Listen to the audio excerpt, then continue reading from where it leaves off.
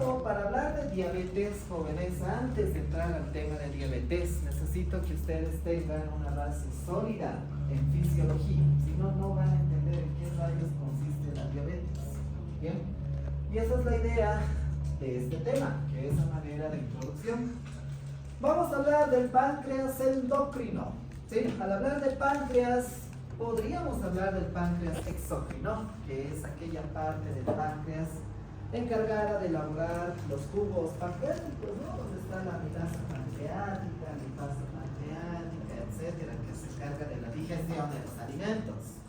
Pero hay otra pequeña parte del páncreas llamada el páncreas endocrino, cuya función es elaborar hormonas que se encargan principalmente de regular los nutrientes a nivel del sistema circulatorio. ¿Sí? Muy bien, dicha esta introducción, empecemos. Anatomía e histología. Esta es una imagen, jóvenes, es una imagen histológica del páncreas. ¿Sí? Aquí tenemos del todo. A ver. Estos jóvenes son los acinos pancreáticos. Aquí están los acinos pancreáticos, aquí tenemos a los conductillos pancreáticos. Esto se llama páncreas exócrino, ¿no? Porque esto está encargado de producir los jugos pancreáticos, ¿sí? Sin embargo, fíjense, en el medio de estos acinos pancreáticos tenemos a los islotes de Langerhans. Aquí están los islotes de Langerhans. Podemos identificar las siguientes células: las células alfa, encargadas de producir glucagón; las células beta, encargadas de producir insulina; y las células delta, que están encargadas de producir somatostatina. ¿Sí? Perfecto. En el páncreas, mis estimados, tenemos 1.000.000 de islotes de Langerhans. Es un buen número, ¿sí?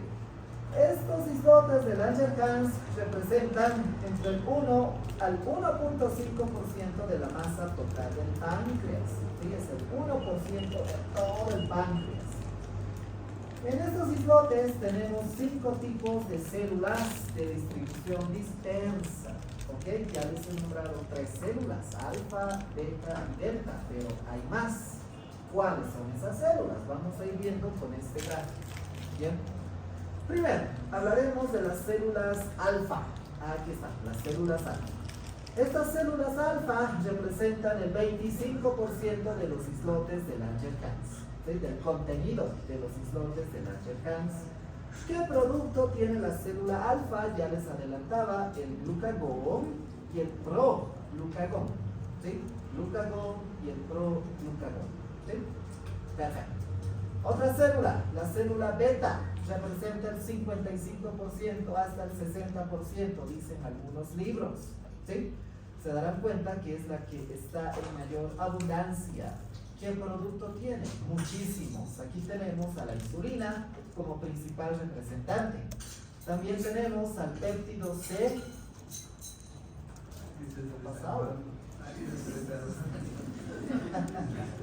Perfecto, sigamos. También tenemos al péptido C. También tenemos a la proinsulina. Esto de aquí, jóvenes, les voy a decir qué significa. Esta es la amilina. Ok, repito, amilina. La amilina es otra hormona que se secreta en las células beta, ¿sí? La amilina, repito, amilina. ¿Qué más?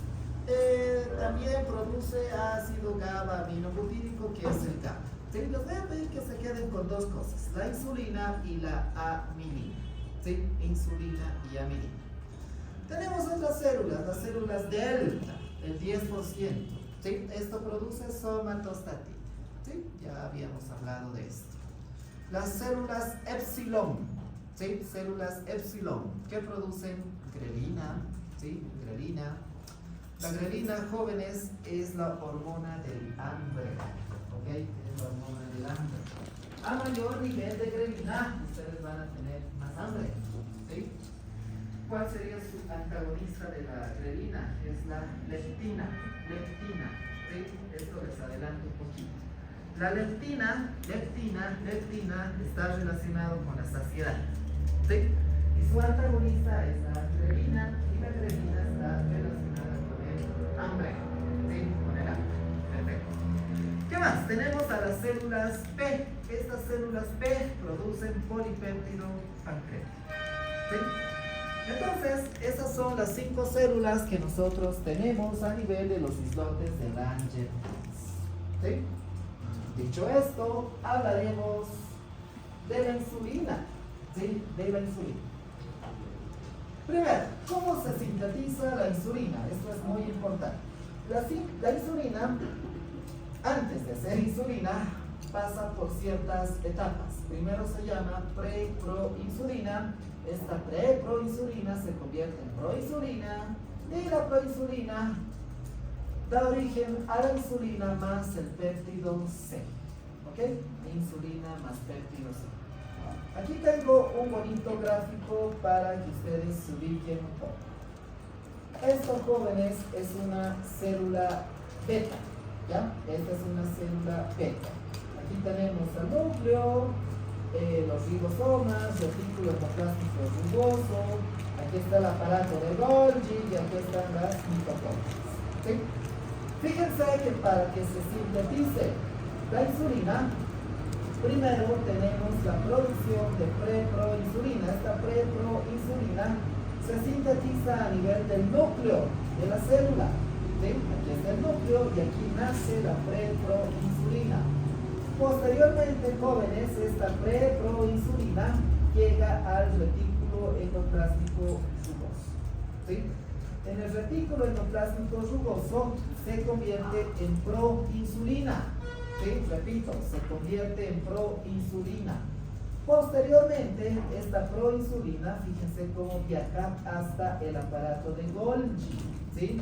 Y dentro del aparato de Golgi, esta proinsulina se convierte en insulina y en péptido C. Por lo tanto, aquí se forman vesículas donde tenemos insulina y además péptido C. ¿Sí? Insulina y péptido C. Y estas vesículas se van a quedar dentro de la célula esperando una señal que sería el exceso de glucosa para que se liberen a la circulación sanguínea.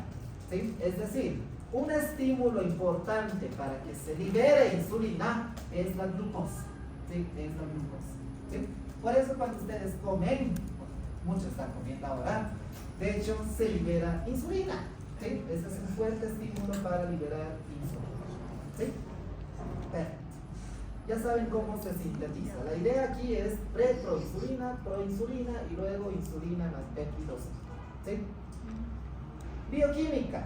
A ver, esta es la molécula de insulina, mis estimados jóvenes. ¿Sí? Es una cadena larga compuesta por 3 cadenas a la vez, que sería cadena A, cadena B y cadena C. ¿Sí? Por lo tanto, respecto a la bioquímica, hablaremos de la proinsulina primero, antes de la insulina. ¿Sí? La proinsulina, jóvenes, tiene 86 aminoácidos, tiene una cadena A, B y C. Ahora, de esta proinsulina que había sabido formarse, el péptido C y la insulina, les había comentado hace rato. Por lo tanto, el péptido C es una fracción de la proinsulina, esto tiene 31 aminoácidos. Y el péptido C se dice que es liberado en la misma cantidad que la insulina. ¿Sí? Esto tiene implicancia bioquímica y laboratorial que ahorita vamos a comentar. ¿Sí?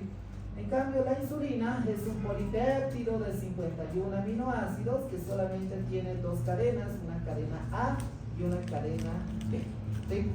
La vida media de la insulina es de 3 a 5 minutos. ¿Qué les parece? Es bastante poquito, ¿no? Solamente dura en sangre de 3 a 5 minutos, que es lo necesario para meter la glucosa que ustedes se han comido hacia las células tisulares.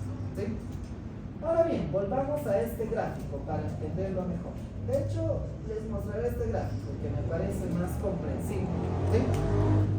Todo esto, jóvenes, fíjense, es la proinsulina. ¿Sí? Todo esto es la proinsulina. Fíjense, aquí dice cadena A, cadena B y cadena C. ¿Ok? Jóvenes, cuando esta proinsulina da origen a la insulina y al péptido C, se divide. Y fíjense cómo se divide. La cadena C pasa a formar el péptido C. Y la cadena A y la cadena B se quedan para formar la insulina. ¿Sí? Entonces aquí está el péptido C y aquí está la insulina. ¿De dónde habían venido estos dos? De la proinsulina. ¿Sí? Ahora, jóvenes, el péptido C, ¿qué rayos es? Eso se estarán preguntando ahorita, ¿no? El péptido C, ¿para qué sirve? ¿Se produce en iguales cantidades que la insulina? Sí, eso es correcto. Pero, ¿qué es? El péptido C se llama péptido de conexión. ¿Sí? Péptido de conexión. Eso significa C. ¿Sí? Péptido de conexión. ¿Ok? Y este péptido C es útil para saber las reservas de insulina que tiene un paciente.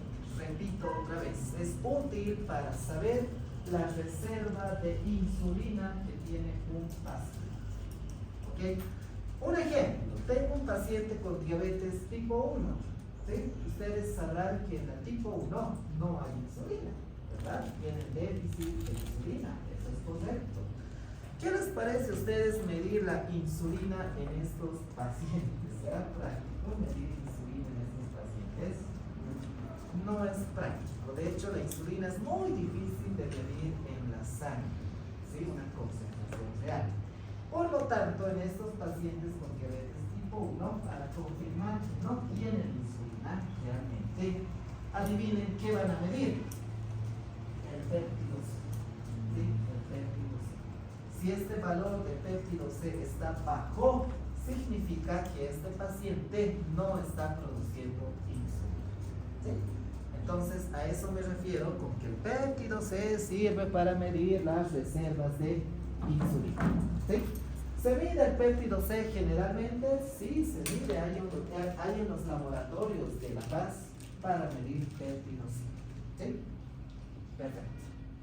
Secreción de insulina. A ver, la insulina se produce o se secreta en un valor de 30 unidades internacionales cada día, en pulsos, es decir, cada 5 minutos. ¿Sí? Cada 5 minutos ustedes producen 30 unidades de insulina. ¿Ok? Si yo quisiera medir la insulina en sangre, el valor normal es menor a 10 microunidades internacionales ml. ¿Sí? Ese es el valor normal. Por ejemplo, en algunos pacientes que tienen resistencia a la insulina, ¿cómo creen que esté este valor normal? Bajo, elevado, normal. Alguien que tiene resistencia. Está elevado, ¿no? Está elevado. Y de hecho, para diagnosticar resistencia a la insulina, nosotros medimos glucosa e insulina. Y generalmente la insulina pues está elevada, suele estar en 15, 20, 25, pero lo normal es menor a 10. ¿Ok? Ahora, la insulina aumenta tras la ingesta de alimentos, es lo que les decía, ¿no? Aumenta tras la ingesta de alimentos, generalmente entre los 8 a 10 minutos después de que ustedes han consumido algo. ¿Ok? Entre los 8 a 10 minutos. Y esta insulina se secreta en 2 fases. ¿Sí? En 2 fases. Ah, esto es bien bonito, me van a entender. Yo sé que sí. Fíjense, a ver, aquí tenemos los valores de la insulina. ¿Sí? Aquí están los valores de la insulina y es cómo se eleva. Aquí tenemos la representación de la glucosa y aquí la representación de los minutos. ¿Sí? Imagínense que ustedes están comiendo algo ahorita. ¿Ok? ¿En cuánto tiempo se va a subir la insulina? Aquí decía de 8 a 10 minutos aproximadamente. Entonces, digamos que ahorita se han tomado un Pillfruit, que por cierto está caro ahora, ¿no? Entonces, se han tomado un Pillfruit. Muy bien. Al tomar Pillfruit, ustedes están ingiriendo glucosa. ¿Sí? La glucosa es buena en parte porque necesitan para estar despiertos, especialmente a estas horas, ¿no? ¿Qué es lo que va a hacer la insulina? La insulina va a aumentar su secreción. Fíjense cómo está aumentando la insulina. ¿Sí? Entonces, en una primera fase, la insulina hace un pico. ¿Sí? Aumentan los valores de insulina. ¿Sí? ¿Esto para qué? Para meter esa glucosa que ustedes están ingiriendo hacia las células. ¿Sí? Porque ahorita se está tomando el Pillfruit, imagínense, esa glucosa va a estar feliz paseando por la sangre y eso es malo, ¿ok? Necesitan insulina para meter esa glucosa hacia sus células. Entonces, eso es lo que hace la insulina. En una primera fase hace un pico de secreción, ¿ok? Luego, posterior a hacer este pico, reduce los niveles de insulina para posteriormente elevarse nuevamente, pero de una manera más pausada, no en picos, ¿sí? Ya esto se llama la segunda fase de la secreción de insulina, ¿ok? Esta segunda fase podría durar hasta 120 minutos, hasta 2 horas aproximadamente, ¿sí? Ahora, ¿qué les parece a ustedes jóvenes hacer trabajar a su insulina cada hora?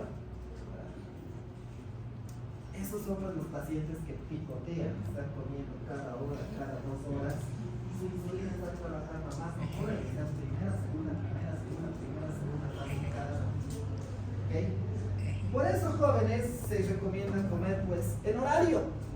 En horario. Uno debería tener 5 comidas al día sagradamente, y no estar comiendo cada vez que come. ¿Okay? ¿Para qué? Para no hacer trabajar a su pobre páncreas en exceso. ¿Okay? Esto a lo largo, estoy hablando de los que picotean comidas, es malo para el paciente porque puede producir un déficit relativo de insulina, ¿sí? Secretan tanta insulina que ya no van a tener a cierta edad, quizás a sus 40, a sus 50 años ya se queden sin tanta insulina. Y ahí es donde da diabetes, ¿ok? Es uno de los mecanismos, uno de los muchos mecanismos para desarrollar diabetes, ¿sí? Perfecto. Sigamos. Bien, esto, jóvenes, es cómo se secreta la insulina. A ver, ¿qué hora es? ¿Es menos 10? Sí. Alcanzamos.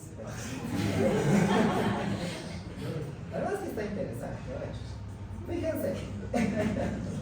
Esto, jóvenes, es una célula beta. ¿Sí? La célula beta, ¿qué produce? Produce insulina. ¿Sí? ¿Cuál es el estímulo más importante para producir insulina? Aquí está, la glucosa, ¿ok? Entonces, sigamos con el ejemplo. Se han tomado un pilú, la glucosa está viajando feliz por su sangre, y esta glucosa, ¿cómo va a hacer que se secrete insulina en la célula beta? Eso es lo que les voy a hablar ahora. Esta glucosa entra a la célula beta por medio de un transportador llamado el GLUT2, ¿sí? El GLUT2. Entonces, este GLUT2 permite la entrada de la glucosa. Esta glucosa, mediante una enzima llamada glucoquinasa, se convierte en glucosa 6-fosfato. ¿Sí? Esta glucosa 6-fosfato lo que produce es mayor ATP, ¿sí? Mayor cantidad de ATP. Este exceso de ATP lo que provoca es que se cierren los canales de potasio de esta célula. Al cerrarse los canales de potasio, promueve una despolarización, ¿sí? Al haber despolarización, fíjense qué está pasando, entra mayor cantidad de calcio a la célula, ¿sí? Y esta cantidad de calcio que está entrando a la célula promueve la liberación de las vesículas de insulina hacia la circulación, ¿ok? Es así como se produce insulina, o como se secreta la insulina. Recuerden ustedes que la insulina, aquí en este gráfico, a ver, ¿dónde está? Estaba almacenada en forma de vesículas, ¿verdad? Aquí está, estaba almacenada en vesículas y estaba esperando una señal para que pueda salir hacia la circulación. ¿Quién es esa señal? La entrada de glucosa, que a su vez promueve el cierre de los canales de potasio, la entrada de calcio y finalmente la liberación de la insulina. ¿Sí? Eso es lo que pasa dentro de la célula beta para que libere la insulina. Muy bonito. ¿Sí? De hecho, esto está comprensible, pasan más cosas dentro de esa pobre célula. ¿Ok? Ahora, regulación de la liberación de insulina. Aquí dice, estimulantes de liberación de insulina. ¿Quiénes estimulan? La glucosa. Ella es la que se gana el premio. ¿Sí? Pero hay más cosas que pueden estimular la liberación de insulina. Los aminoácidos también, las proteínas, si ustedes quieren. ¿Sí? También un estímulo neurológico, como una estimulación vagal, la acetilcolina, promueven la liberación de insulina. ¿Sí? Algunos fármacos, como las sulfonidurias, también promueven la liberación de insulina. ¿Sí? Quédense con el primero, la glucosa. Eso es lo que yo les voy a pedir. ¿Sí?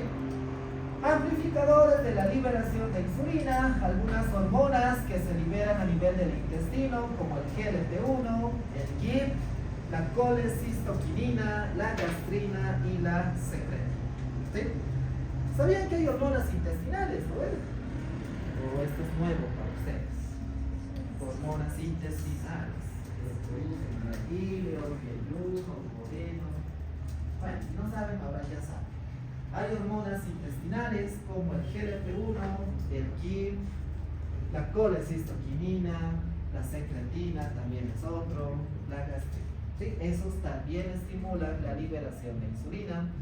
Un efecto beta-adrenérgico de las catecolaminas también produce liberación de insulina, aminoácidos que ya les había dicho, y algunos fármacos llamados los agonistas de GLP-1 que estimulan la liberación de insulina. ¿Sí? Ahora, ¿quiénes inhiben la liberación de insulina? Un efecto alfa-adrenérgico, la somatostatina inhibe la insulina, y algunos fármacos como los beta-bloqueantes y el diazóxido. ¿Sí? El diazóxido, los beta-bloqueantes inhiben la liberación de insulina. ¿Para qué me sirve saber todo esto a mí? Principalmente para el tratamiento farmacológico. ¿Sí? Para eso me sirve saber quién estimula y quién inhibe a la insulina. ¿Sí? Perfecto. Deben quedar 5 minutos. Moremos todavía. Ahora, jóvenes, esto es como un cuentito. La insulina ya se ha liberado a la sangre. Ya se ha liberado a la sangre. Ahora, ¿dónde tiene que ir la insulina a actuar? Esa es una buena pregunta. ¿Ok? Hay receptores en todo el cuerpo que están esperando a la insulina. ¿Sí? En todo el cuerpo, excepto el sistema nervioso central. ¿Ya? Hay en todo el cuerpo, pero excepto en el sistema nervioso central. ¿Ok? De todos los receptores que están esperando la insulina, hay 3 que son importantes. Los receptores que están en el hígado, en el tejido adiposo y en el músculo. ¿Sí? Hígado, tejido adiposo y músculo. Ahora, se van a querer morir con esto. Pero bueno. A ver, cáptenme, ¿ok? Vean lo que estoy mostrando. Jóvenes, aquí está la insulina, está buscando dónde entrar, ¿ok? Imagínense que esta es una célula muscular, ya es una célula muscular. Esta insulina, jóvenes, tiene que llegar a un receptor. Este receptor está ubicado a nivel de la membrana celular, ya, esto se llama receptor de insulina. Este receptor de insulina, jóvenes, tiene una subunidad alfa y una subunidad beta. La insulina se fija a la subunidad alfa, ¿ok? Al fijarse a la subunidad alfa, esta señal pasa a la subunidad beta, y esta subunidad beta lo que produce es una autofosforilación de la subunidad beta, ¿ok? Repito, subunidad alfa, luego subunidad beta, luego autofosforilación, ¿ok? Ahora, ¿dónde continúa la señal? Esta subunidad beta fosforila al sustrato del receptor de insulina. Aquí está, el sustrato del receptor de insulina. ¿Sí? Vámonos aquí, lo mismo. Aquí está el sustrato del receptor de insulina. ¿Sí? Sustrato del receptor de insulina. Este sustrato del receptor de insulina tiene 2 caminos a seguir, ¿ok? Una vía mitógena, una vía mitogénica o mitógena, como ustedes quieran, dedicada al crecimiento y proliferación celular. Aquí está, todo esto es la vía mitogénica, ¿ok? Y tiene otro camino a seguir que es la vía metabólica, ¿sí? Esta vía metabólica está dedicada o encargada de la síntesis de glucógeno, síntesis de lípidos y de la síntesis de proteínas, ¿sí? No les voy a nombrar qué significa cada uno de estos redondos porque si no se van a querer suicidar, ¿ok? Lo único, subunidad alfa, beta, autofosforilación, sustrato del receptor de insulina, y este tiene 2 vías, mitogénica y vía metabólica, ¿ok? Cada vía tiene que saber a qué se dedica. La mitogénica, crecimiento y proliferación, y la metabólica, síntesis de glucógeno, lípidos y proteínas. ¿Ok? Eso es lo que representan estos gráficos. Se darán cuenta entonces que la insulina no solamente es meter glucosa a las células, también sintetiza lípidos, sintetiza proteínas, lo cual está excelente, y también promueve el crecimiento y proliferación celular. Actúa como una hormona del crecimiento. ¿Qué les parece eso? ¿Sí? Actúa como una hormona del crecimiento. ¿Sí? Por eso aquellos pacientes que tienen resistencia a la insulina y tienen mayores cantidades de insulina en la sangre, quizás no actúan bien sobre el músculo, hígado o tejido adiposo, pero pueden actuar sobre otros tejidos, ¿sí? Sobre otros tejidos. Y pueden tener mayor probabilidad de desarrollar cualquier cáncer en un futuro. ¿Sí? ¿Por qué? Porque había sido una hormona del crecimiento. ¿Sí? Perfecto. Bien, 59. Un minuto. Ya, jóvenes, está bien, nos falta una diapositiva, dos, tres diapositivas más, que ya bueno, lo vamos a dejar para la otra clase, ¿ya? Bueno, es bonito esto de la insulina y es importante entenderlo para así saber qué rayos ocurre en la diabetes mellitus, ¿no?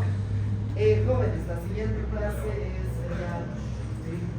el 2 de noviembre, ¿no? 2 de noviembre es el día libre, sí, van a estar libres de mí. Entonces, la subsiguiente clase creo que sería el 9 de noviembre. Vamos a acabar esto rapidito, que son 3 diapos. Ya vamos a entrar a hablar de diabetes mellitus, ¿sí? Epidemiología, clasificación, criterios diagnósticos. Yo creo que llegaríamos hasta ahí, dejando otra clase para el tratamiento, ¿sí? Bien, eso, jóvenes, no hemos dado ya un examen en plataforma bastante tiempo. Esta semana les voy a subir un cuestionario que va a valer puntos, obviamente, donde van a entrar los temas que hemos avanzado hasta ahora. ¿Cuáles? Hipertiroidismo, cáncer de tiroides y bosis, ¿no? Video. Y eso, hasta ahí nomás, ¿ya? Todo lo que nos falta de tiroides va a entrar en su cuestionario, ¿sí? Sí, las diapos les voy a pasar más rápido, ¿ya? Eso es todo, jóvenes, son libres, que pasen.